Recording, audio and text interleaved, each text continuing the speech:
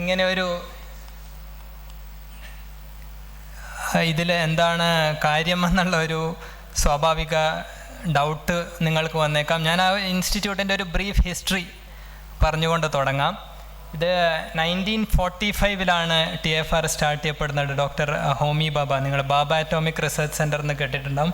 Doctor Homi Jahangir ബാബ ടാറ്റ ട്രസ്റ്റിൻ്റെ ഒരു ഫണ്ടോട് കൂടിയാണ് ഇതിൻ്റെ starting.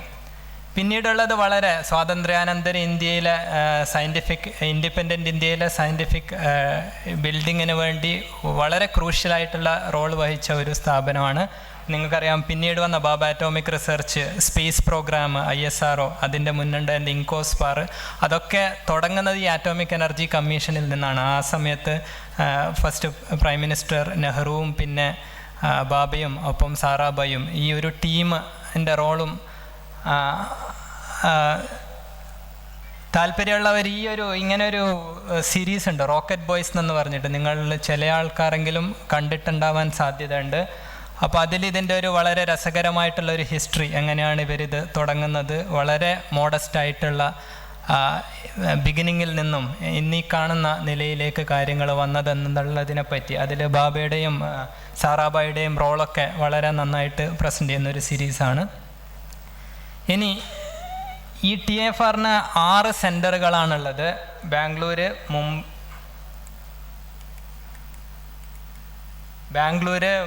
Mumbai. Fundamental physics, biology, chemistry, ഇങ്ങനെയുള്ള ഫണ്ടമെൻ്റൽ സയൻസിലാണ് ഫോക്കസ്. പക്ഷെ അതിനൊപ്പം ഒരു സെൻറ്റർ ഉണ്ട്, Homi Bhabha centre for science education. അവിടെയാണ് ഞാൻ വർക്ക് ചെയ്യുന്നത്. അതിൻ്റെ മാൻഡേറ്റ് എന്ന് പറഞ്ഞാൽ നിങ്ങൾക്കറിയാം, ടുവേർഡ്സ് ഇക്വിറ്റി ആൻഡ് എക്സലൻസ്. നമ്മൾ ഈ കോൺഫറൻസിൻ്റെ ടൈറ്റിലുമായിട്ട് സാമ്യമുള്ള ഒരു ഇൻസ്റ്റിറ്റ്യൂട്ടാണ്. അങ്ങനെയാണ് ഞാൻ ഒരു മലബാറുകാരൻ എന്നുള്ളതിനപ്പുറം ഇവിടെ വരാനുള്ള ഒരു കണക്ഷൻ അതാണ് എന്ന് പറഞ്ഞുകൊണ്ടാണ് ഞാൻ സ്റ്റാർട്ട് ചെയ്യുന്നത്. അപ്പോൾ ഞാൻ പറഞ്ഞു, MEMൻ്റെ വളരെ സെമിനലായിട്ടുള്ള ഡാറ്റ ഡ്രിവൻ ആയിട്ടുള്ള ഒരുപാട് വർക്കുകൾ, സീറ്റ് അവൈലബിലിറ്റി, ക്ലാസ് റൂമിലെ കൺജഷൻ, ഇതിനെപ്പറ്റിയൊക്കെയുള്ള വർക്കുകളും അതിൻ്റെ പോസിറ്റീവ് ഇമ്പാക്റ്റൊക്കെ നമ്മൾക്കറിയാം. അതോടൊപ്പം തന്നെ ചില വരുന്ന അതിനെ കോംപ്ലിമെൻ്റ് ചെയ്യുന്ന, അതിനെ കോമ്പൗണ്ട് ചെയ്യുന്ന ഇക്വിറ്റി അല്ലെങ്കിൽ ഇക്വാലിറ്റി എന്നീ കാര്യങ്ങളെ അഫക്റ്റ് ചെയ്യുന്ന കോഗ്നിഷൻ ഡയമെൻഷനിലുള്ള കുറച്ച് കാര്യങ്ങളാണ് ഞാൻ ഈ ടോക്കിൽ മെൻഷൻ ചെയ്യാൻ ആഗ്രഹിക്കുന്നത്. അതിനു മുമ്പേ ഞാൻ ഇതിൽ +2 വരെയെങ്കിലും സയൻസ് പഠിച്ച എത്ര ആൾക്കാരനൊന്ന് കൈവന്തിക്കാൻ പറ്റുമോ? ഓക്കെ, ഒന്നിനുമല്ല, ഞാൻ കുറച്ച് എക്സാമ്പിൾസ് ഉപയോഗിക്കുന്നുണ്ട്, അതിനനുസരിച്ചിട്ട് ടൈലർ ചെയ്യാൻ വേണ്ടിയിട്ടാണ്. അപ്പോൾ ഇതാണ്, ഈ 3 കാര്യങ്ങളാണ്. ഒന്ന് എപ്പിസ്റ്റമോളജിക്കൽ പോവർട്ടി. ഞാൻ പറയുന്നത് ആ പേര് കേട്ട് ഞെട്ടേണ്ട ആവശ്യമില്ല. ഞാൻ എന്താണ് എന്ന് ഉദ്ദേശിക്കുന്നത് വരും സ്ലൈഡുകളിൽ പറയാം. പിന്നെ കോഗ്നിഷൻ, ജ്ഞാനനിർമ്മിതി, അല്ല നമ്മളെങ്ങനെയാണ് കാര്യങ്ങൾ ഗ്രഹിക്കുന്നത് എന്നുള്ളതിനാണ് കോഗ്നിഷൻ അല്ലെങ്കിൽ കോഗ്നിറ്റീവ് സയൻസ് എന്നുള്ള ഒരു ഡിസിപ്ലിൻ തന്നെയുണ്ട്. നമ്മളൊരു വളരെ എല്ലാ കാര്യങ്ങളും ബുദ്ധിമുട്ടായി, ഇപ്പോൾ സയൻസ് ഒരു ബുദ്ധിമുട്ട്, മാത്തമാറ്റിക്സ് ഒക്കെ വളരെ ബുദ്ധിമുട്ടായിട്ട് പൊതുവെ പറയുന്ന കാര്യങ്ങളാണ്. പക്ഷേ ഇൻ ജനറൽ നമ്മൾ കാര്യങ്ങളെ എങ്ങനെയാണ് ഗ്രഹിക്കുന്നത് എന്നതിനെപ്പറ്റി പഠിക്കുന്ന ഡിസിപ്ലിനാണ് കോഗ്നിറ്റീവ് സയൻസ്. അതിൻ്റെ ലേറ്റസ്റ്റ് വേർഷനാണ് ഈ ആർട്ടിഫിഷ്യൽ ഇൻ്റലിജൻസ് എന്നൊക്കെ പറഞ്ഞിട്ട്, മനുഷ്യൻ്റെ ഇൻ്റലിജൻസിൽ നിന്ന് മെഷീൻ ഇൻ്റലിജൻസിലേക്ക് എത്തി നിൽക്കുന്ന ആ ഒരു ഇതൊക്കെ അതിൻ്റെ ഒരു സ്റ്റാർട്ടിംഗ് ഡിസിപ്ലിനാണ് കോഗ്നിറ്റീവ് സയൻസ്. പിന്നെ സയൻറ്റിസ്റ്റുകളെക്കുറിച്ചും സയൻസിലെ ജ്ഞാനനിർമ്മിതികളെക്കുറിച്ചും ഒക്കെയുള്ള ചില തെറ്റിദ്ധാരണകളും അതുണ്ടാവുന്നതും അത് ഇക്വാലിറ്റിയും ഇക്വിറ്റിയും ഒക്കെ എങ്ങനെ ബാധിക്കുന്നു എന്നുള്ളതും, പിന്നെ ലാംഗ്വേജ് ഇഷ്യൂസ് ഉണ്ട്. എൻഡിൽ ഇതൊക്കെ എങ്ങനെ നമ്മളൊരു കൾച്ചറൽ ക്യാപിറ്റൽ ഡെഫിസിറ്റ് എങ്ങനെ നികത്താം, അതോടൊപ്പം തന്നെ ഇക്വിറ്റിയും ഇക്വാളിറ്റിയും എങ്ങനെ പ്രൊമോട്ട് ചെയ്യാം എന്നുള്ളത് പറഞ്ഞുകൊണ്ട് അവസാനിപ്പിക്കാം. അപ്പോൾ ആദ്യമായിട്ട് ഞാൻ പറയുന്നത് എന്താണ് ഈ എപ്പിസ്റ്റമോളജിക്കൽ പോവർട്ടി എന്നൊക്കെ പറയുന്നത്. അതിൻ്റെ ഈ ഓഥറിനെ നിങ്ങൾക്ക് പരിചയം ഉണ്ടാവും, സിൽവിയ പ്ലാത്ത്, കേട്ടിട്ടുണ്ടാവും കുറച്ചൊക്കെ. ഇംഗ്ലീഷ് ലിറ്റററി വളരെ പ്രഗത്ഭയായ ഒരു പേരാണ്. അപ്പോൾ അവർ ലിറ്ററേച്ചറിലേക്ക് മൂവ് ചെയ്യുന്നതിന് മുമ്പേ സയൻസ് പഠിക്കാൻ ഒരു ശ്രമം നടത്തിയിരുന്നു. വളരെ നല്ല മാർക്കൊക്കെ നല്ല ഗ്രേഡൊക്കെ കിട്ടിയ ഒരു കുട്ടിയായിരുന്നു ആ സമയത്ത്, പഠിക്കുന്ന സമയത്ത്. പക്ഷെ അവരവരുടെ സയൻസ് ക്ലാസ് റൂമിലെ അനുഭവം അവരുടെ ഓട്ടോബയോഗ്രഫിക്കൽ നോട്ടായി ഇൻ ദ ബെൽ ജാറിൽ പറയുന്നുണ്ട്. അപ്പോൾ അവർ പറയുന്നത്, day I went into physics class it was death. A short man with a high lisping voice stood in front of the class. He put the ball on a steep grooved slit and let it run down to the bottom. Then he started talking about let A equal acceleration, let A equal time, and suddenly he was scribbling letters and numbers and equal signs all over the blackboard. And my mind went dead. നിങ്ങൾ ആ വലത്തുഭാഗത്ത് കാണുന്ന പിക്ചറിലുള്ള ഏകദേശം ഒരു ധാരണയാണ് അവർ ചിത്രീകരിക്കുന്നത്. What I couldn't stand was this shrinking everything in to letters and numbers. അപ്പോൾ ഒരു സയൻസ് ക്ലാസ്സിലേക്ക് പോകുന്ന ഒരു വിദ്യാർത്ഥിയുടെ ഒരു ശരാശരി അനുഭവമാണ്. നിങ്ങളൊക്കെ ചോദിച്ചാൽ മതി, നിങ്ങളെ വീട്ടിലെ മക്കളോ അല്ലെങ്കിൽ ബന്ധുക്കളോ ഒക്കെ പഠിക്കുന്ന ഒരു ഫിസിക്സ് ക്ലാസ്സോ അല്ലെങ്കിൽ ഒരു മാത്സ് ക്ലാസ്സിലോ ഒക്കെ പോകുമ്പോൾ ഉണ്ടാകുന്നൊരു ശരാശരി അനുഭവമാണ്. അപ്പോൾ ഇത് നമ്മളെ സാധാരണ ഇപ്പോൾ സിൽവിയ പ്ലാത്തിൻ്റെ അനുഭവം കേട്ടോ, സാധാരണ കുട്ടികളോടൊക്കെ ചോദിച്ചാൽ മതി, +2 എഞ്ചിനീയറിങ്ങോ അല്ലെങ്കിൽ PG ഒക്കെ കഴിഞ്ഞ് വേറെ ജോലിയൊക്കെ ചെയ്യുന്ന A+B² എന്തിനാ ഇതൊക്കെ പഠിച്ചത്, എന്താണ് അതിൻ്റെയൊക്കെ അർത്ഥം എന്നുള്ളത് വളരെ സ്വാഭാവികമായിട്ടും പറയുന്ന ഒരു സ്ഥിതിവിശേഷം നമുക്ക് കാണാൻ പറ്റും. എൻ്റെ നാട്ടിൽ നടന്ന ഒരു സംഭവത്തിൻ്റെ ഒരു എക്സാമ്പിളും കൂടി പറയാം. അപ്പോൾ ഒരു വിദ്യാർത്ഥി സയൻസ് പഠിക്കാൻ വലിയ താല്പര്യമൊന്നുമില്ല, പക്ഷേ രക്ഷിതാക്കൾക്ക് ഡോക്ടറാക്കണം എന്നുള്ള ഇതിൽ നിർബന്ധിച്ച് ക്ലാസ് റൂമിൽ സയൻസ് പഠിക്കാൻ നിർബന്ധിച്ച് പറഞ്ഞു വെച്ചു. അപ്പോൾ ഇവനോ കുറച്ച് ഒരാഴ്ച ക്ലാസ്സൊക്കെ കഴിഞ്ഞ് ഫസ്റ്റ് ക്ലാസ്സിൽ, അപ്പോൾ ഫിസിക്സ് എൻ്റെ സബ്ജക്റ്റ് ഫിസിക്സ് ആയതുകൊണ്ട് ഞാൻ ചോദിച്ചു ക്ലാസ്സൊക്കെ എങ്ങനെയാണ്. അപ്പോൾ സാറേ ഞാൻ ബാക്കിലാണ് ഇരിക്കൽ, എന്തൊക്കെയോ പറയുന്നുണ്ട്, എനിക്ക് എന്താണെന്നൊന്നും മനസ്സിലാവുന്നില്ല, പക്ഷേ ഇടയ്ക്കിടയ്ക്ക് കേരള ക്വാണ്ടിറ്റി എന്നിങ്ങനെ പറയുന്നുണ്ട്. അപ്പോൾ അതെന്തോ അത് മാത്രമേ എനിക്ക് ഓർമ്മയുള്ളൂ. ഞാൻ ചോദിച്ചു ഫിസിക്സ് ക്ലാസ്സിൽ എന്താ കേരള ക്വാണ്ടിറ്റി? അപ്പോൾ ഉദ്ദേശിച്ചത് സ്കാലാർ ക്വാണ്ടിറ്റി എന്നാണ് പറയുന്നത്.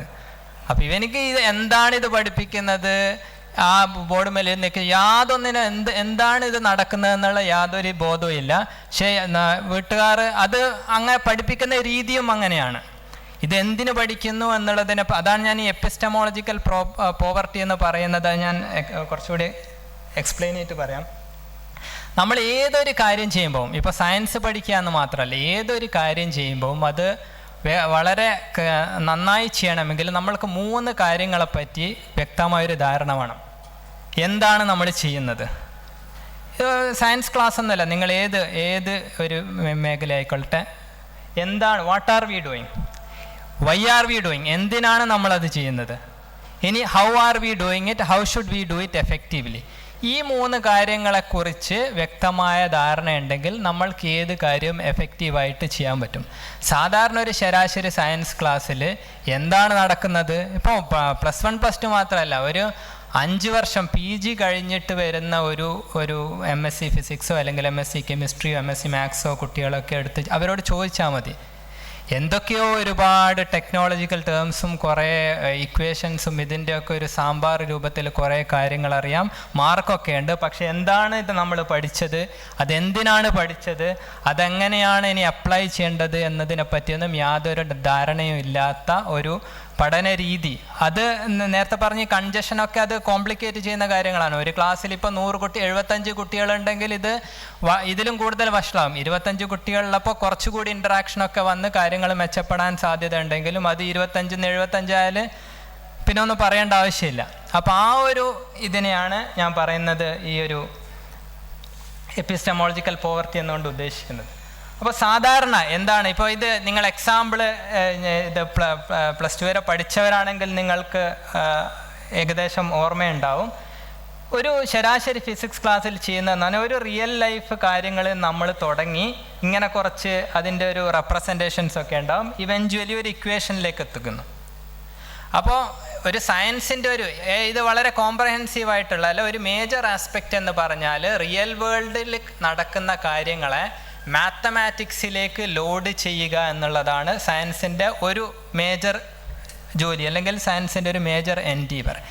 എന്തിനെന്ന് വെച്ചാൽ നമ്മൾ മാത്തമാറ്റിക്സിലേക്ക് കാര്യങ്ങളെ ലോഡ് ചെയ്യുമ്പോൾ നമ്മൾക്ക് ക്വാണ്ടിറ്റേറ്റീവ് പ്രഡിക്ഷൻസ് അല്ലെങ്കിൽ കൺട്രോൾ, കാര്യങ്ങളുടെ മേലുള്ള കൺട്രോൾ, അതിനെ മാനിപ്പുലേറ്റ് ചെയ്യാനുള്ള ഒരു കേപ്പബിലിറ്റി കിട്ടും.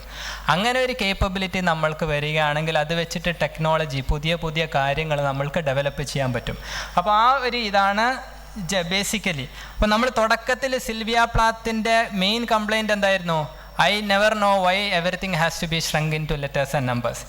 കാര്യങ്ങൾ എന്തിന് ലെറ്റേഴ്സ് ആൻഡ് നമ്പേഴ്സിലേക്ക്? ഇതിൽ നമ്മൾ ഈ ലാസ്റ്റ് കോളത്തിലേക്ക് നോക്കിയാൽ ലെറ്റേഴ്സും നമ്പേഴ്സും നിങ്ങൾക്ക് കാണും. കാര്യങ്ങൾ ഇതിലേക്ക് ഷ്രിങ്ക് ചെയ്യാൻ വ്യക്തമായിട്ടുള്ള ഒരു റീസൺ ഉണ്ട്.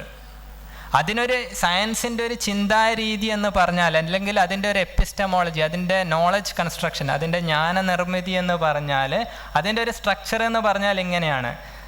റിയൽ വേൾഡിൽ നടക്കുന്ന കാര്യങ്ങളെ പറ്റി പഠിച്ച് നമ്മളതിനെ മാത്തമാറ്റിക്സിലേക്ക് ലോഡ് ചെയ്യുമ്പോൾ അത് നമ്മൾക്ക് അതിനെ മാനിപ്പുലേറ്റ് ചെയ്യാനും അതിൽ നിന്ന് ടെക്നോളജി ഡെവലപ്പ് ചെയ്യാനുമുള്ള ഒരു കേപ്പബിലിറ്റി മനുഷ്യന് നൽകും. അപ്പോൾ ഇതാണ് നമ്മൾ ബേസിക്കായിട്ട് ചെയ്യുന്നത്. അപ്പോൾ ഇത് വേറൊരു എക്സാമ്പിളാണ്. സെയിം പോയിൻ്റ് സെയിം തന്നെയാണ്. അപ്പോൾ ഞാനൊരു ഉദാഹരണം നിങ്ങളോട് ചോദിച്ചോട്ടെ. ഈ പക്ഷി പറക്കുന്നതും എയറോപ്ലെയിനും തമ്മിൽ എന്താ കണക്ഷൻ ഉണ്ടോ? എന്താണ്? പറഞ്ഞോളൂ. ഷേപ്പ് ഏകദേശം ഒരേതാണ്. ഓക്കെ, ഇനി എന്തെങ്കിലും?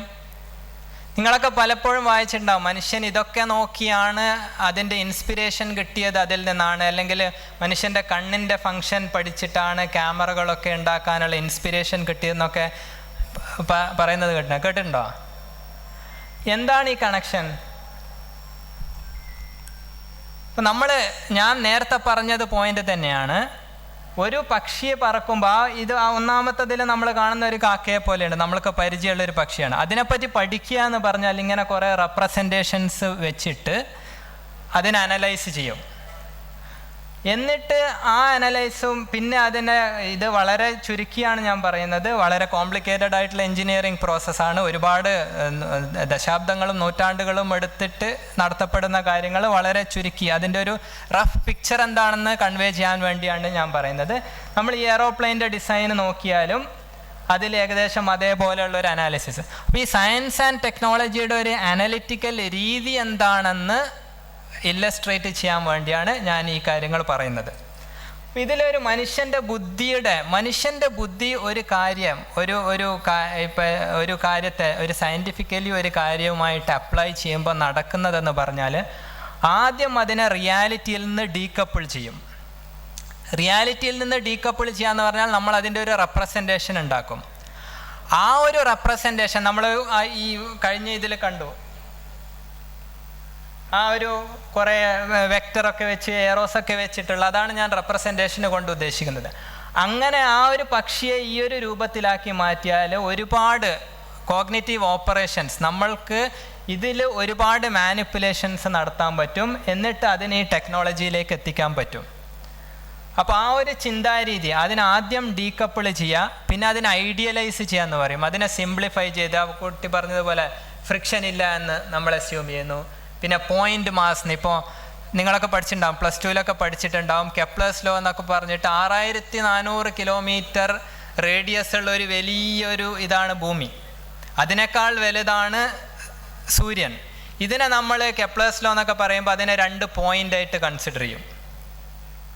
6400 കിലോമീറ്റർ വ്യാപ്തിയും കുന്നുകളും കാടുകളും മലകളും സമുദ്രങ്ങളൊക്കെയുള്ള ഒരു സാധനത്തിന് ഒരു പോയിൻ്റായിട്ടാണ് കൺസിഡർ ചെയ്യുന്നത്. പ്ലസ് ടുവിലും നിങ്ങൾ ഈവൺ 8-9 പഠിച്ചിട്ടുണ്ടാവും. പക്ഷെ അങ്ങനെ അത് ഇങ്ങനെയുള്ള, അല്ലെങ്കിൽ അതിനേക്കാൾ വലിയ സൂര്യനെ, കത്തിജ്വലിക്കുന്ന സൂര്യനെ ഒരു പോയിൻ്റ് മാസമായിട്ട് കൺസിഡർ ചെയ്യുന്ന ആ പ്രോസസ്സിന് പറയുന്നത് ഐഡിയലൈസേഷൻ എന്നാണ്.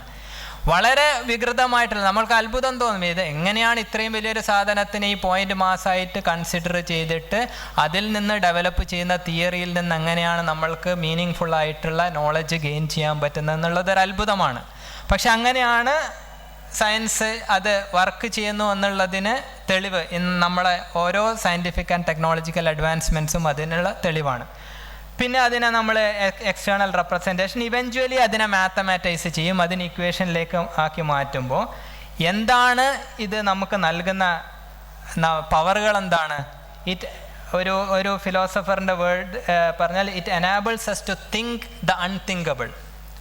ഒരു പക്ഷിയെക്കുറിച്ച് പഠിച്ച് നമ്മൾ ഒരു എയർക്രാഫ്റ്റ് ഡെവലപ്പ് ചെയ്യുമ്പോൾ, even though it is like 150 year endeavour, ഒരു എയർക്രാഫ്റ്റ് ഡെവലപ്പ് ചെയ്ത് കഴിഞ്ഞാൽ ആ പക്ഷിക്ക് ചെയ്യാൻ പറ്റാത്ത ഒരുപാട് കാര്യങ്ങൾ നമ്മൾ പക്ഷിയെ ഇൻസ്പിരേഷണലായിട്ട് കണ്ടുകൊണ്ട് നിർമ്മിച്ച എയർക്രാഫ്റ്റിന് ചെയ്യാൻ പറ്റും.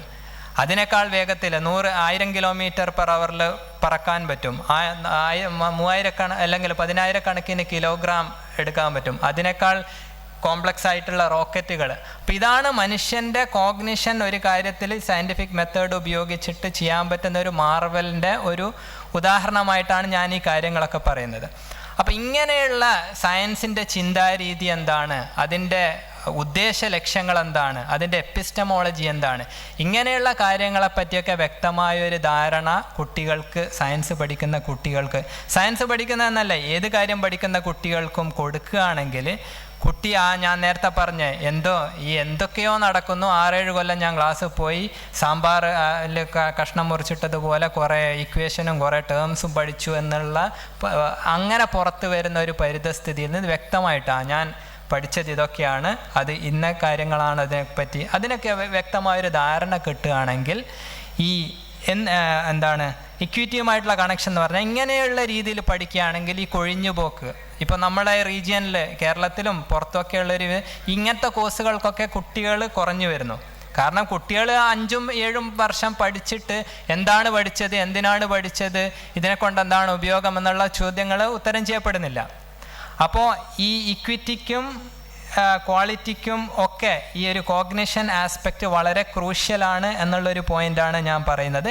ഏതൊരു കാര്യം ചെയ്യുമ്പോഴും അതെന്തിനാണ് ചെയ്യുന്നത്, അതിലെന്തൊക്കെയാണ് നടക്കുന്നത്, അതിൻ്റെ ഒരു ജനറൽ എപ്പിസ്റ്റമോളജിയെ പറ്റിയൊക്കെയുള്ള വ്യക്തമായ ധാരണ കൊടുക്കുകയാണെങ്കിൽ നമ്മൾക്ക് സയൻസിനെ പറ്റിയും അല്ലെങ്കിൽ ഏത് വിഷയമാണോ നമ്മൾ പഠിക്കുന്നത് അതിനെപ്പറ്റി ഇത് സയൻസ് മാത്രമല്ല, ഇപ്പോൾ ഹിസ്റ്ററിയൊക്കെ നമ്മളൊക്കെ പഠിച്ചത് എന്താണ്, ഒരുപാട് സംഭവങ്ങളുടെ ഒരു ലിസ്റ്റ്, കുറേ 1857 ഇത് നടന്നു, ഇത്ര ആൾക്കാർ മരിച്ചു, ഇതല്ല, ഇതിനപ്പുറത്തേക്ക് അത് ഭാവിയിലേക്ക് നമ്മൾക്ക് ഹിസ്റ്ററി എന്തിനാണ് പഠിക്കുന്നത്, ഭാവിയിൽ നമ്മൾ കഴിഞ്ഞ കാലങ്ങളിലുള്ള അബദ്ധങ്ങൾ ആവർത്തിക്കാതിരിക്കാനും അല്ലെങ്കിൽ ഭാവിയിൽ നമ്മൾക്ക് നയിക്കാൻ ഹിസ്റ്ററിയിൽ നിന്ന് എന്ത് പെർസ്പെക്റ്റീവുകളും പാഠങ്ങളും ഉൾക്കൊള്ളാം എന്നുള്ള ആ ഒരു രീതിയിൽ അതിനെ അവതരിപ്പിക്കുകയാണെങ്കിൽ വളരെ നല്ല ചരിത്രകാരന്മാരൊക്കെ ഇപ്പോൾ ഉള്ളതിനേക്കാൾ കൂടുതൽ നമ്മുടെ നാട്ടിൽ നിന്ന് വന്നേനെ. അപ്പോൾ ഏതൊരു വിഷയമായാലും അതിൻ്റെ എപ്പിസ്റ്റമോളജി അല്ലെങ്കിൽ അതിൻ്റെ കോഗ്നിഷൻ ആസ്പെക്ട്സിൽ ഫോക്കസ് ചെയ്യുകയാണെങ്കിൽ കുറച്ചുകൂടി അതിൽ പ്രാഗൽഭ്യമുള്ളവരും അല്ലെങ്കിൽ സമൂഹത്തിൽ അതിനെപ്പറ്റി കുറച്ചുകൂടി വ്യക്തമായൊരു ധാരണ അല്ലെങ്കിൽ താല്പര്യം കുട്ടികളിലേക്ക് ജനിപ്പിക്കാനൊക്കെയുള്ള ഒരു സ്ഥിതിവിശേഷം ഉണ്ടാവും എന്നുള്ളതാണ് ഞാൻ എംഫസൈസ് ചെയ്യുന്ന പോയിന്റ്. ഇപ്പോൾ ഞാൻ പറഞ്ഞ അതിൻ്റെ ഈ ആർട്ടിഫിഷ്യൽ ഇൻ്റലിജൻസ് ഇപ്പോൾ എല്ലാവരും പറയുന്ന നിർമ്മിത ബുദ്ധി അല്ലെങ്കിൽ മെഷീൻ ലേണിംഗ് എല്ലാവിടെയും ഇതുള്ളത് കൊണ്ട് ഒരു സ്ലൈഡ് ഞാനും അത് ഇട്ടുന്നേ ഉള്ളൂ. പക്ഷെ ഇതിലും പറയാൻ ഉദ്ദേശിക്കുന്നത് മനുഷ്യബുദ്ധിയെക്കുറിച്ച്, ഇതിൻ്റെ സ്റ്റാർട്ടിങ് സൈക്കോളജിയിൽ നിന്ന് മനുഷ്യബുദ്ധിയെ പറ്റി പഠിച്ച് മനുഷ്യബുദ്ധി എങ്ങനെയാണ് വർക്ക് ചെയ്യുന്നത് അതിനെ എക്സ്റ്റേണലൈസ് ചെയ്തിട്ടാണ് ഈ മെഷീൻ ലേണിങ്ങിലേക്ക് വരുന്നത്. അപ്പോൾ ഞാൻ നേരത്തെ പറഞ്ഞ ആ ഫിലോസഫി, പക്ഷിയിൽ നിന്ന് എയർക്രാഫ്റ്റിലേക്ക് പോകുന്ന അതേ ഒരു അനാലജി തന്നെയാണ് ഇവിടെയും. എങ്ങനെയാണ് നമ്മൾ പക്ഷിയിൽ നിന്ന് എയർക്രാഫ്റ്റിലേക്ക് പോകുന്നത് അതേപോലെ തന്നെയാണ് മനുഷ്യ ബുദ്ധിയും അതിൻ്റെ പ്രവർത്തനങ്ങളെ പറ്റിയും നമുക്ക് പഠിച്ച് അതിനെ എക്സ്റ്റേണലൈസ് ചെയ്യുമ്പോൾ ആർട്ടിഫിഷ്യൽ ഇൻ്റലിജൻസ് അല്ലെങ്കിൽ അതുപോലെയുള്ള കാര്യങ്ങളിലേക്ക് ഒരു എക്സാമ്പിൾ കൂടി ഞാൻ പറഞ്ഞു എന്നേ ഉള്ളൂ.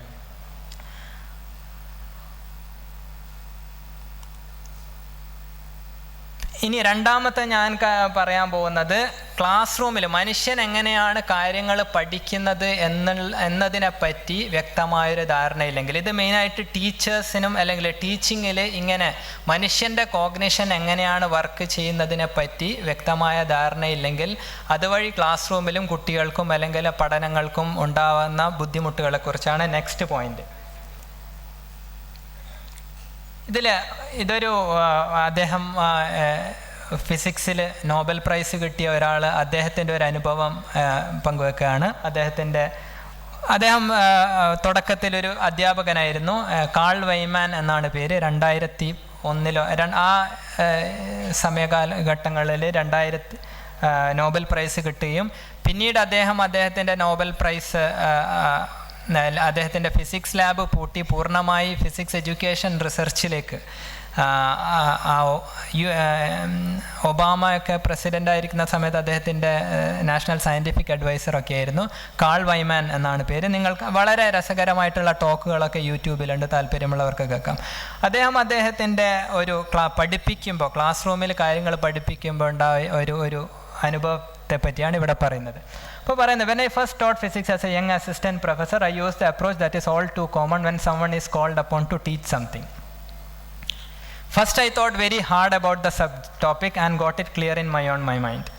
Then I explained it to my students so that they would understand it with the same clarity I had. At least that was the theory. അപ്പോൾ ഏതൊരു ശരാശരി അധ്യാപകനും ചെയ്യുന്നത്, ഒരു കാര്യങ്ങൾ ക്ലാസ്സിൽ പഠിപ്പിക്കാൻ പോകുമ്പോൾ ഒരു ആത്മാർത്ഥതയുള്ള അധ്യാപകൻ ചെയ്യുന്ന കാര്യങ്ങൾ ഇതാണ്: വളരെ വ്യക്തമായിട്ട് പ്രിപ്പയർ ചെയ്യുക, എന്നിട്ട് വളരെ പരമാവധി ക്ലാരിറ്റിയോടുകൂടി കുട്ടികൾക്കത് പറഞ്ഞു കൊടുക്കാൻ ശ്രമിക്കുക.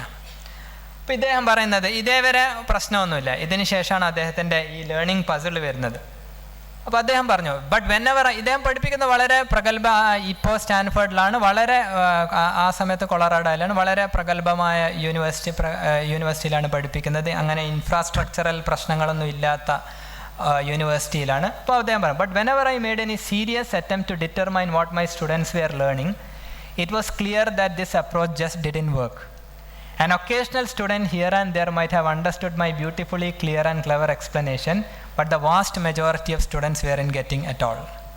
അപ്പോൾ ഇതും പഠിപ്പിക്കുന്നവർക്ക്, ഇവിടെ ഒരുപാട് അധ്യാപകരുണ്ട്, പഠിപ്പിക്കുന്നവർക്ക് വളരെ റിലേറ്റ് ചെയ്യപ്പെടുന്ന ഒരു കാര്യമാണ്. നമ്മൾ വളരെ ഇതായിട്ട് പഠിപ്പിക്കുമ്പോൾ നമ്മൾ പ്രതീക്ഷിക്കുന്ന എന്താണ്, ഒരു 80-85% കുട്ടികൾക്കൊക്കെ കാര്യങ്ങൾ മനസ്സിലാവും. 5-10% പിന്നെ അവർക്ക് താല്പര്യം ഉണ്ടാവില്ല, അല്ലെങ്കിൽ അവരങ്ങ് ഒഴിവാക്കിയ. പക്ഷേ 80-90% ആൾക്കാർക്ക് കാര്യങ്ങൾ മനസ്സിലാവും. ഇദ്ദേഹവും അത് തന്നെയാണ് ഇദ്ദേഹത്തിൻ്റെയും ധാരണയായിരുന്നു. പക്ഷേ ഇദ്ദേഹം അത് മെഷർ ചെയ്യാൻ ശ്രമിച്ചപ്പോൾ നേരെ തിരിച്ചിട്ടുള്ള അനുഭവമാണ്. 5-10% കുട്ടികൾക്ക് കാര്യങ്ങൾ കുറച്ചൊക്കെ മനസ്സിലാവുന്നുണ്ട്, പക്ഷേ 80-90% കുട്ടികൾക്ക് കാര്യങ്ങൾ മനസ്സിലാവുന്നില്ല. അപ്പോൾ എന്താണ് പ്രശ്നം? എന്തായിരിക്കും? എന്താണ് BEdനൊക്കെ പഠിക്കുന്ന കുട്ടികളില്ല ഇല്ല? എന്താണ് ഇവിടുത്തെ പ്രശ്നം? ഇദ്ദേഹം അതിനെ ലേണിംഗ് പസിൽ എന്നാണ് പറയുന്നത്. എന്തുകൊണ്ടായിരിക്കാം അങ്ങനെ? നമ്മൾ ചിന്തിക്കാം. ഓക്കെ, കുറച്ചുകൂടി ഈ അധ്യാപകൻ ഇങ്ങനെ പഠിപ്പിക്കുമ്പം അതിലുള്ള ഒരു ഹ്യൂമൻ കോഗ്നിഷൻ്റെ മോഡൽ എന്താണ്? അധ്യാപകൻ എന്ന് പറയുന്നത് അറിവിൻ്റെ ഒരു നിറകുടമായിട്ട് കണക്കിലെടുക്കുക. വിദ്യാർത്ഥി എന്നുള്ളതൊരു കാലി എംപ്റ്റി വെസലാണ്. ഈ അധ്യാപകൻ ഇത് വളരെ ശ്രദ്ധാപൂർവം ഇതിലേക്ക് ഒഴിച്ചാൽ, എങ്ങനെ വളരെ കെയർഫുള്ളായിട്ട് വെച്ചാൽ മൊത്തം അതിലേക്ക് പോകും എന്നുള്ളതാണ് ഒരു മോഡല്. അല്ലെങ്കിൽ നമ്മൾ കുറച്ചുകൂടി ടെക്നിക്കൽ ഒരു കമ്പ്യൂട്ടർ ഇതെടുക്കുകയാണെങ്കിൽ, ഒരു ഫോൾഡറിൽ നിന്ന് നമ്മൾ വേറൊരു ഫോൾഡറിലേക്ക് കാര്യങ്ങൾ കോപ്പി ചെയ്യില്ലേ, കൃത്യമായിട്ട് ഡ്രാഗ് ചെയ്തിട്ട് ഇടുകയാണെങ്കിൽ ഈ ഫോൾഡറിലുള്ള കാര്യങ്ങൾ 100% അപ്പുറത്തെ ഫോൾഡറിലേക്ക് എത്തും എന്നുള്ള ഒരു മോഡലാണ്. പക്ഷെ ഇവിടെ മനുഷ്യൻ്റെ കോഗ്നിഷൻ എന്ന് പറഞ്ഞാൽ ഇങ്ങനെയല്ല വർക്ക് ചെയ്യുന്നത്. ഒരു വിദ്യാർത്ഥികളെന്ന് പറഞ്ഞാൽ കാലിക്കുടമല്ല, അല്ല എംപ്റ്റി വെസലല്ല, അതിലേക്ക് ഇങ്ങനെ ഒഴിക്കുന്നത് പോലെയല്ല കാര്യങ്ങൾ മനസ്സിലാക്കുന്നത്. ഓരോ മനുഷ്യനും മനസ്സിലാക്കുന്നത് they build upon things they already know. അവരുടെ സോഷ്യൽ കൾച്ചറൽ എൻവയൺമെൻറ്റിൽ അല്ലെങ്കിൽ ഫിസിക്കൽ എൻവയൺമെൻറ്റുമായിട്ടുള്ള ഇൻ്ററാക്ഷനിൽ നിന്ന് അവർക്ക് ഓൾറെഡി പ്രയർ കൺസെപ്ഷൻസ് എന്നൊക്കെ നമ്മൾ പറയും. അവർക്ക് ഇപ്പോൾ ഫിസിക്സിൻ്റെ എക്സാമ്പിൾ എടുക്കാം. എല്ലാ കാര്യങ്ങളെപ്പറ്റിയും ഫിസിക്സിൽ ക്ലാസ് റൂമിൽ വരുന്നതിന് മുമ്പ് തന്നെ അവർക്ക് ഹീറ്റിനെ പറ്റിയും മോഷനെ പറ്റിയും ഒക്കെ അവർക്ക് അവരുടെ ദൈനംദിന ജീവിതത്തിൻ്റെ ഭാഗമായിട്ട് ചില ധാരണകളുണ്ട്. ആ ധാരണകളുടെ മേലെയാണ് നിങ്ങൾ ക്ലാസ് റൂമിൽ പറയുന്ന കാര്യങ്ങൾ അവർ മനസ്സിലാക്കാൻ ശ്രമിക്കുന്നത്. അപ്പോൾ ആ ധാരണകളൊക്കെ മാറ്റിവെച്ച് ഒരു എംപ്റ്റി ആയിട്ട് നമ്മൾ കൺസിഡർ ചെയ്തിട്ട് നമ്മൾ പറയുന്ന കാര്യങ്ങൾ എത്ര ക്ലിയർ ആയിട്ട് പറഞ്ഞാലും അവർക്ക് മനസ്സിലാവില്ല. അവരുടെ പ്രയർ നോഷൻസും അവരുടെ ലീവ്ഡ് എക്സ്പീരിയൻസസ് ഒക്കെ കൺസിഡർ ചെയ്തിട്ട് നമ്മൾ ക്ലാസ് റൂം ഡിസൈൻ ചെയ്താൽ മാത്രമേ കാര്യങ്ങൾ മനസ്സിലാവൂ. This again brings back to the point, like ഒരു 25-30 കുട്ടികളുടെ ക്ലാസ്സിലൊക്കെ ഒരു പരിധി വരെ ഇത് ചെയ്യാൻ പറ്റും. ഈ കൺജഷനും സീറ്റില്ലായ്മയൊക്കെ വരുമ്പോൾ വേറെ നിവൃത്തിയില്ല. ക്ലാസ് റൂമിൽ വന്ന് ക്ലാസ് റൂമിൽ എത്ര കുട്ടികളുണ്ട്, എല്ലാ കുട്ടികളെ പേര് പോലും അധ്യാപകന് അറിയാൻ പറ്റാത്ത സ്ഥിതിവിശേഷമാണ്. 80-100 ഒക്കെ ക്ലാസ്സിൽ കുട്ടികളുണ്ടാകുമ്പോൾ. അപ്പോൾ ഈ കോഗ്നിഷനും ഈ ആക്സസും തമ്മിലുള്ള, അല്ലെങ്കിൽ സീറ്റ് അവൈലബിലിറ്റി അല്ലെങ്കിൽ കൺജഷൻ തമ്മിലുള്ള ഒരു ഇൻ്റർട്വൈനിങ് ആസ്പെക്റ്റാണ് ഞാൻ ഹൈലൈറ്റ് ചെയ്യാൻ വീണ്ടും വീണ്ടും ശ്രമിക്കുന്നത്. അപ്പോൾ അദ്ദേഹം മനസ്സിലാക്കിയത് ഇത് there is A mismatch between what we teach and what students learn. അപ്പോൾ അത് പുവർ ടീച്ചിങ്ങോ അല്ലെങ്കിൽ ഇൻഫ്രാസ്ട്രക്ചർ കാര്യങ്ങൾ കൊണ്ട് മാത്രമല്ല, നമ്മുടെ മനുഷ്യൻ്റെ ചിന്താരീതി അല്ലെങ്കിൽ മനുഷ്യൻ്റെ കോഗ്നിഷൻ എങ്ങനെയാണ് വർക്ക് ചെയ്യുന്നത് എന്നതിനെ പറ്റി കൃത്യമായൊരു ധാരണ കൂടിയുണ്ടെങ്കിൽ, പ്രത്യേകിച്ച് നമ്മളുടെ ഈ ഫസ്റ്റ് ജനറേഷൻ, ഇപ്പോൾ മലബാറിലൊക്കെ നേരത്തെ ഫസ്റ്റ് സാറിൻ്റെ ടോക്കിലും ഒരു പരിധിവരെ ചില പോയിൻറ്റ്സൊക്കെ വന്നു, അതിൻ്റെ മുമ്പ് രാജൻ സാറിൻ്റെ ടോക്കിലൊക്കെ വന്നു. ഈ ഫസ്റ്റ് ജനറേഷൻ ലേണേഴ്സിനൊക്കെയാണ് ഈ പ്രശ്നങ്ങൾ വളരെ ക്രൂഷ്യലായിട്ട് വരുന്നത്. ഇപ്പോൾ വീട്ടിൽ വളരെ അഭ്യസ്തവിദ്യരായിട്ടല്ല 1-2 ജനറേഷനിൽ സയൻസൊക്കെ പഠിച്ചവരാണെങ്കിൽ അവർക്കിതൊക്കെ ഇംപ്ലിസിറ്റായിട്ട് കുറേ കാര്യങ്ങൾ മനസ്സിലാവും. ഇത് ഫസ്റ്റ് ജനറേഷനിൽ പഠിക്കുന്ന കുട്ടിയാണ് ഞാൻ നേരത്തെ പറഞ്ഞ ഈ സ്കാലാർ ക്വാണ്ടിറ്റി എന്ന് കേൾക്കുമ്പോൾ കേരള ക്വാണ്ടിറ്റി എന്ന് കേൾക്കുന്നത്. ബഹുഭൂരിപക്ഷവും ഫസ്റ്റ് ജനറേഷനിൽ ഇതിൻ്റെ ഒരു ഗെയിംസ് എന്താ, ഇതിൻ്റെ റൂൾസ് ഓഫ് ദ ഗെയിം എന്താണെന്ന് അറിയാത്ത കുട്ടികൾ, പ്രത്യേകിച്ച് അങ്ങനെയുള്ള ഒരു ജനറേഷൻസിനെങ്കിൽ അങ്ങനെയുള്ള ഒരു സ്റ്റുഡൻറ്റ് കൊഹോട്ടിനെയൊക്കെ നമ്മൾ ട്രെയിൻ ചെയ്യുമ്പോൾ ഇതേപോലെയുള്ള കോഗ്നിഷൻ ആസ്പെക്ട്സ് ഒക്കെ കൺസിഡർ ചെയ്യേണ്ടത് ഇക്വിറ്റി അല്ലെങ്കിൽ അവരുടെ മുന്നോട്ടുള്ള അതിൽ പെർസിസ്റ്റൻസ്, അവർ ആ സബ്ജക്റ്റിൽ നിന്ന് കൊഴിഞ്ഞു പോകാതിരിക്കാൻ നമ്മൾ എടുക്കേണ്ട കാര്യങ്ങളിൽ വളരെ ക്രൂഷ്യലായിട്ടുള്ള കാര്യങ്ങളാണ്. ഒരു ഉദാഹരണത്തിന് ഞാൻ എക്സാമ്പിൾ പറയാം. ഫിസിക്സിൽ നിങ്ങൾക്ക് ഫിസിക്സ് അറിയില്ലെങ്കിലും ഫിസിക്സ് പഠിച്ചിട്ടില്ലെങ്കിലും നിങ്ങളുടെ വിഷയം വേറെയാണെങ്കിലും നിങ്ങൾക്കിത് എക്സാമ്പിൾ കേൾക്കുമ്പോൾ കൃത്യമായിട്ട് റിലേറ്റ് ചെയ്യാൻ പറ്റുമെന്ന് ഞാൻ വിശ്വസിക്കുന്നു. ഒരു 11ാം ക്ലാസ്സിൽ ആദ്യത്തെ സെക്കൻഡ് ചാപ്റ്ററിലെങ്ങാണ്ടാണ് ഇത് വരുന്നത്. നമ്മൾ പഠിപ്പിക്കുന്നതെന്ന് പറഞ്ഞാൽ ഒരു ട്രെയിന്, ഒരു ഫാസ്റ്റ് മൂവിങ് ട്രെയിനും ഒരു കാറും തമ്മിൽ കൂട്ടിയിടിക്കുകയാണെങ്കിൽ there is a force on car by train and there is a force on train by car. അത് തന്നെ കുറച്ച് മനസ്സിലാക്കാൻ ബുദ്ധിമുട്ടുണ്ട്. എന്നാലും നമ്മൾക്ക് കാറിന്മേൽ ട്രെയിനിൻ്റെ ഒരു ഫോഴ്സ് ഉണ്ടെന്നുള്ളത് വളരെ വ്യക്തമായിട്ട് നമുക്കറിയാം. പക്ഷെ കുറച്ചൊക്കെ എന്തെങ്കിലും ട്രെയിനുമേലും സംഭവിക്കുമായിരിക്കില്ലേ. there will be a force on train by car also. പക്ഷേ ക്ലാസ്സിൽ പഠിപ്പിക്കുന്നത് എന്താണ്, as per Newton's third law these two are equal. ഇത് കേൾക്കുന്ന ആദ്യത്തെ ഇത് അല്ല, നിങ്ങളൊക്കെ അഭിപ്രായം എന്താണ്? ഇങ്ങനെ ഒരാൾ നിങ്ങളെ പഠിപ്പിക്കുമ്പോൾ force on train by car is equal to force on car by train as per Newton's third law. ന്യൂട്ടൻ്റെ പേരിൽ ഒരു സീലും വെച്ചിട്ട് നിങ്ങളോട് പറയാണ്. എന്താണ് നിങ്ങളൊക്കെ വിശ്വസിക്കുന്നുണ്ടോ? പഠിച്ചവർ തന്നെ വിശ്വസിക്കുന്നില്ല. അതിൻ്റെ ഒരു പ്രശ്നം, അതിൻ്റെ ഒരു അതുണ്ടാക്കുന്ന ഒരു മാനസിക അല്ലെങ്കിൽ കോഗ്നിഷൻ പ്രശ്നങ്ങളെ പറ്റി നിങ്ങൾ ആലോചിച്ചോ. ഇത് കേൾക്കുന്ന കുട്ടി എന്താണ്, ഒരു ശരാശരി കുട്ടി, എന്തായി പറയുന്നത്? ഒരു ട്രെയിൻ ഒരു കാറിനടിക്കുമ്പോൾ ആ കാറാകെ എന്താണ് ചമ്മന്തി പോലെ ആവും. നേരെ തിരിച്ച് ട്രെയിനിനൊന്നും സംഭവിക്കുന്നില്ല, എന്നിട്ടും പറയുന്നു ഫോഴ്സ് രണ്ടും ഈക്വലാണ്.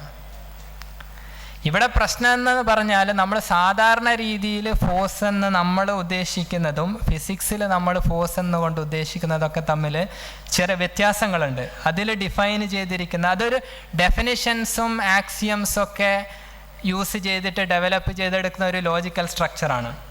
നമ്മൾ ഈ നമ്മളുടെ ഒരു കോമൺ സെൻസ് റീസണിങ്ങിൽ വെച്ചിട്ട് നമ്മൾ കൺക്ലൂഡ് ചെയ്യുന്നതെന്ന് പറഞ്ഞാൽ നമ്മൾ ഇമാജിൻ ചെയ്യാണ്. ഇങ്ങനെ ഒരു ക്ലാസ് റൂമിൽ പറയുമ്പോൾ നമ്മൾ ഇമാജിൻ ചെയ്യുന്നത് ഒരു ട്രെയിൻ വന്ന് ഒരു കാറിന് അടിക്കുമ്പോൾ കാറാകെ ക്രഷായി പോവുമല്ലോ, അങ്ങനെയാണെങ്കിൽ കാറിന്മേലായിരിക്കും കൂടുതൽ ഫോഴ്സ്, ട്രെയിനൊന്നും പറ്റുന്നില്ലല്ലോ എന്നുള്ള ഒരു കോമൺ സെൻസ് വെച്ചിട്ടാണ്.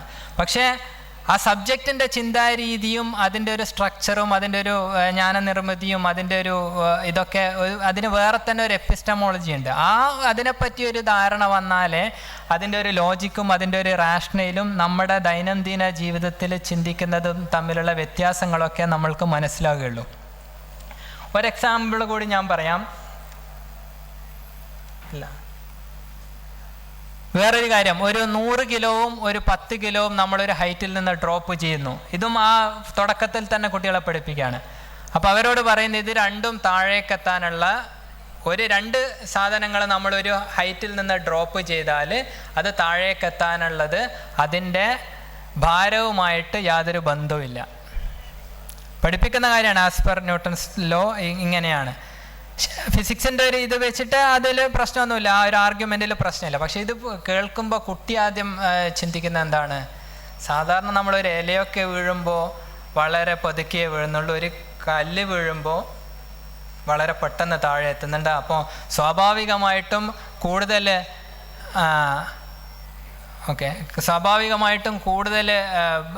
മാസ് ഉണ്ടെങ്കിൽ പെട്ടെന്ന് താഴെ എത്തും എന്നുള്ളതാണ് നമ്മളൊരിത്. അപ്പോൾ ഇതിൽ ബേസിക്കായിട്ട് ഞാൻ എംഫസൈസ് ചെയ്യുന്നത് നമ്മളുടെ ദൈനംദിന ജീവിതത്തിലുള്ള ചിന്താരീതിയും ആ ഒരു സബ്ജക്റ്റിൻ്റെ ചിന്താരീതിയും തമ്മിൽ വ്യത്യാസങ്ങളുണ്ട്.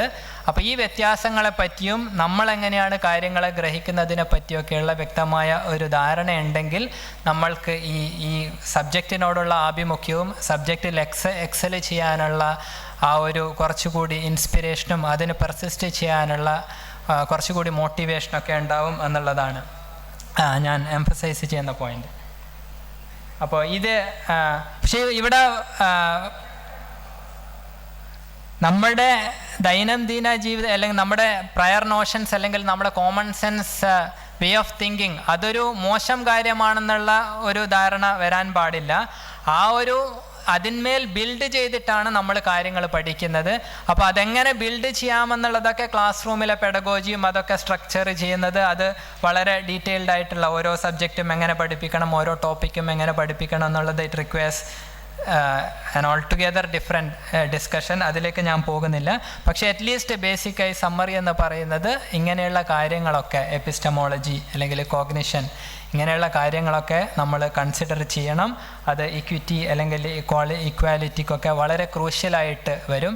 അല്ലെങ്കിൽ കുട്ടികളിൽ വരാൻ പോകുന്ന ഒരു ധാരണ എന്ന് പറഞ്ഞാൽ ആദ്യത്തെ കുറച്ച് ക്ലാസ്സിലിരുന്നാലും ഇത് നമുക്ക് പറ്റിയ പണിയല്ല, this is not our cup of tea, ഇത് നമ്മൾ സയൻസും തമ്മിലൊന്നും ഒരുമിച്ച് പോയില്ല എന്നും പറഞ്ഞ് കുറേ നമ്മുടെ നാട്ടിലൊക്കെ ഉള്ളതാണ്. അപ്പോൾ വല്ല ഹ്യൂമാനിറ്റീസോ അല്ലെങ്കിൽ ഇതോ അതൊക്കെ ഹ്യൂമാനിറ്റീസ് വളരെ ഗഹനമായിട്ട് പഠിക്കുന്നൊന്നുമില്ല. അത് ഇത്ര പ്രശ്നങ്ങൾ അവിടെ ഇല്ലാത്തത് കൊണ്ട് അല്ലെങ്കിൽ ബിസിനസ്സോ ബികോമോ ഒക്കെ എടുത്തിട്ട് അങ്ങനെ പ്രത്യേകിച്ച് മലബാറിലൊക്കെ നമ്മുടെ ബന്ധുക്കളോടൊക്കെ ചോദിക്കുമ്പോൾ നമ്മൾക്ക് ബിസിനസ്സിലൊക്കെ പോകുമ്പോൾ അറ്റ്ലീസ്റ്റ് കുറച്ച് BBA ഒക്കെ എടുത്താൽ ചെറിയ ഇതൊക്കെയുണ്ട്, നിങ്ങളുടെ ഈ സ്കാലാർ ക്വാണ്ടിറ്റിയും നിങ്ങളുടെ വെക്റ്റർ ക്വാണ്ടിറ്റിയൊന്നും അല്ലെങ്കിൽ A+B² ആയിട്ട് നമുക്ക് യാതൊരു ബന്ധമില്ല, അപ്പോൾ നമ്മളാ വഴിക്കില്ലേ എന്നുള്ള ഒരു ധാരണ, അത് ഈ നമ്മൾ ജീവിക്കുന്ന കാലഘട്ടത്തിൽ which is dominated by science and technology ഒരു മാജിക് പോലെ നമ്മുടെ ജീവിത രീതിയെ മാറ്റിമറിക്കുന്ന രീതിയിലേക്കാണ് കാര്യങ്ങൾ പോകുന്നത്. അപ്പോൾ അങ്ങനെയുള്ള ഒരു ട്രാക്കിലേക്ക് ലോകം മാറിക്കൊണ്ടിരിക്കുമ്പോൾ സയൻസ് ആൻഡ് ടെക്നോളജിയിൽ നിന്ന് സ്റ്റുഡൻസും സൊസൈറ്റിയും മാറുന്നത് ഇറ്റ് വിൽ ലോങ് ടേമിൽ ഈക്വിറ്റിക്കും ഇക്വാലിറ്റിക്കൊക്കെ വളരെ ക്രൂഷ്യലായിട്ടുള്ള ഇംപെഡിമെൻറ്റ്സ് ആണ്. അപ്പോൾ that is the point which I want to emphasise. അപ്പോൾ ഞാൻ കുറച്ച് കാര്യങ്ങളൊക്കെ സ്കിപ്പ് ചെയ്യാം ഇതില്ലാത്തതുകൊണ്ട്. ഇതിനെ ബേസിക്കായിട്ട് ഈ കാര്യങ്ങളൊക്കെ ഡിസ്കസ് ചെയ്യുന്ന ഒരു ഡിസിപ്ലിനാണ് സയൻസ് എഡ്യൂക്കേഷൻ റിസർച്ച്. അതിൻ്റെ ഒരു സബ് ഡിസിപ്ലിനാണ് ഫിസിക്സ് എഡ്യൂക്കേഷൻ റിസർച്ച്. അപ്പോൾ അത് ഇതേപോലെയുള്ള cognitive science, developmental psychology, history and philosophy of science ഇങ്ങനെയുള്ള ഒരു ഇൻ്റർ ഡിസിപ്ലിനറി ആയിട്ടുള്ള ഒരു മേഖലയാണ്. അപ്പോൾ ഈ പ്രശ്നങ്ങളൊക്കെ നമ്മൾ ഇക്വിറ്റിയും ആക്സസിബിലിറ്റി വളരെ ക്രൂഷ്യലാണെങ്കിലും അതോടൊപ്പം തന്നെ ഇങ്ങനെയുള്ള ഒരു ട്രെൻഡ്സും ഇങ്ങനെയുള്ള കാര്യങ്ങളെ കാണാനുള്ള ഇതുകൂടി ഈ ഇങ്ങനെയുള്ള ഇക്വിറ്റി കൺസേൺസ് അഡ്രസ്സ് ചെയ്യുമ്പോൾ നമ്മൾ കൺസിഡർ ചെയ്യണം എന്നുള്ള ഒരു പോയിൻ്റാണ് ഞാൻ വീണ്ടും വീണ്ടും ആവർത്തിക്കുന്നത്.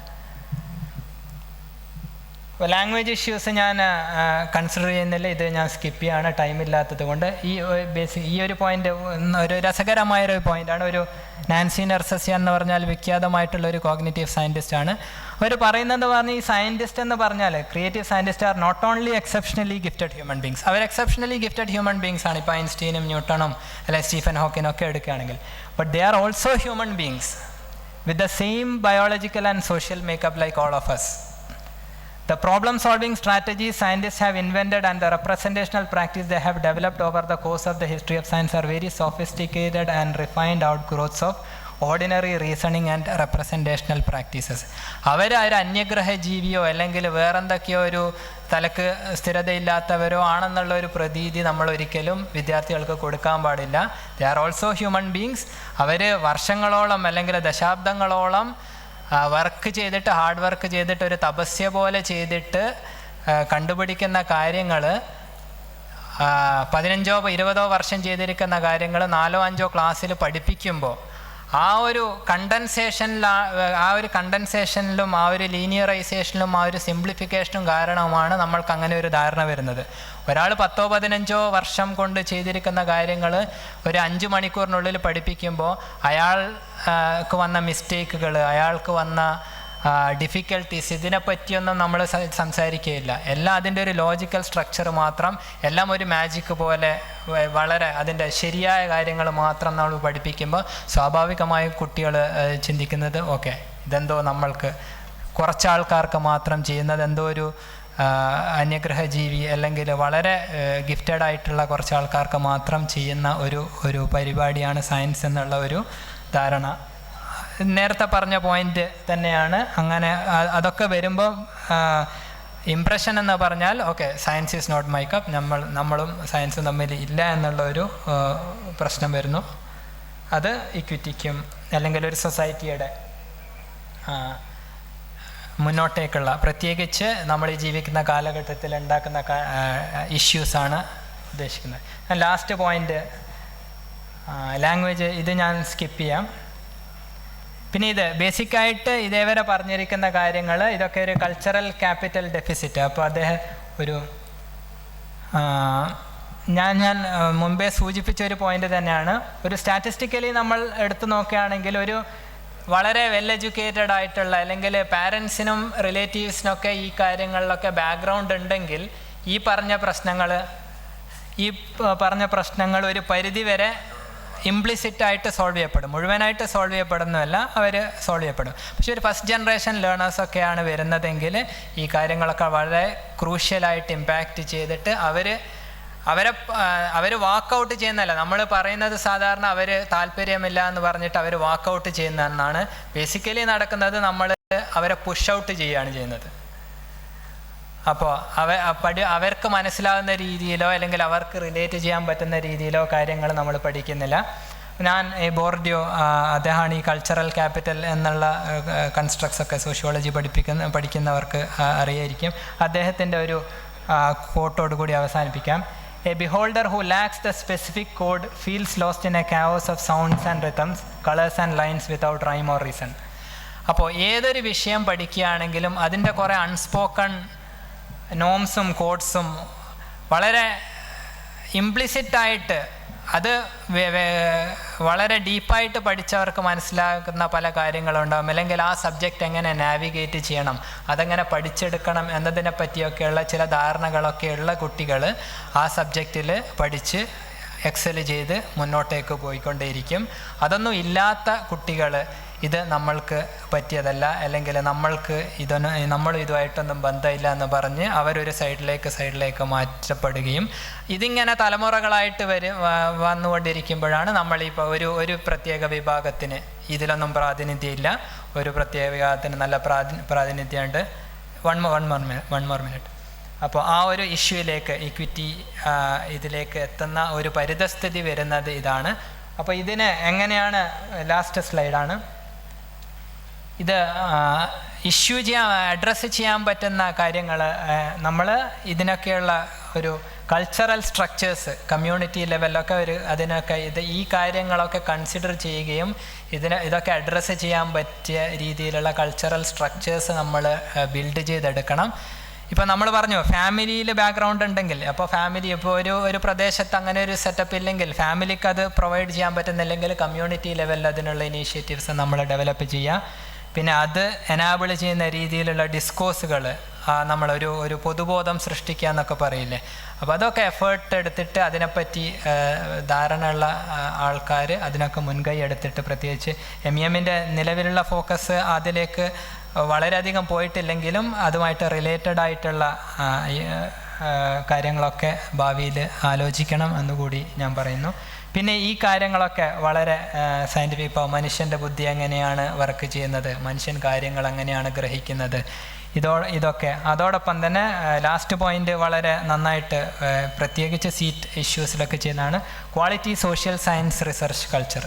ഇങ്ങനെയുള്ള കാര്യങ്ങളൊക്കെ ഇതൊന്നും പ്യുവർ നാച്ചുറൽ സയൻസിൻ്റെ ഒരു പരിധിയിൽ വരില്ല. ഇപ്പോൾ എഡ്യൂക്കേഷൻ അല്ലെങ്കിൽ മനുഷ്യൻ എങ്ങനെയാണ് കാര്യങ്ങൾ ഗ്രഹിക്കുന്നത്, ഇതൊക്കെ ഒരു ഇൻ്റർസെക്ഷനിലാണ്, ഒരു ഇൻ്റർ ഡിസിപ്ലിനറി ആയിട്ടുള്ള കാര്യങ്ങളാണ്. അപ്പോൾ ഇങ്ങനെയുള്ള ഒരു എൻജിനീയറിങ് മെഡിസിനും അപ്പുറത്തേക്ക് ഇതേപോലെയുള്ള കുറേ കാര്യങ്ങളുണ്ട്. അപ്പോൾ ഇതിനെപ്പറ്റിയൊക്കെ ഒരു ചർച്ചകൾ ഉയർന്നു വരികയും ഇതിനെപ്പറ്റിയൊക്കെയുള്ള ഒരു കമ്മ്യൂണിറ്റി സ്ട്രക്ചേഴ്സ് ഡെവലപ്പ് ചെയ്യപ്പെടുകയും ഡിസ്കോഴ്സുകൾ രൂപപ്പെടുകയും ചെയ്യുമ്പോൾ eventually we will be able to improve and address these issues. With that I will end. Thank you. Thank you, sir. വളരെ ഗഹനമായ ഒരു